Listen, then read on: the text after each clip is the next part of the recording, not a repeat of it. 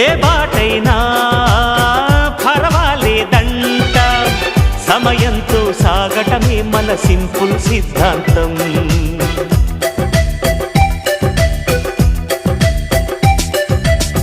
చిరుగాలికి పరిమళమిచ్చే సిరిమల్లెల వనమై ఉందాం, గగనాన్ని నేలను కలిపే హరివిల్లుల వంతెన అవుదాం.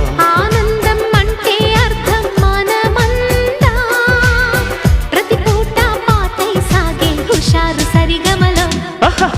ఎన్నో ఎన్నో రాగాలుండే సంగీతం కాదా, చల్లకి నవ్వుల కేరింత.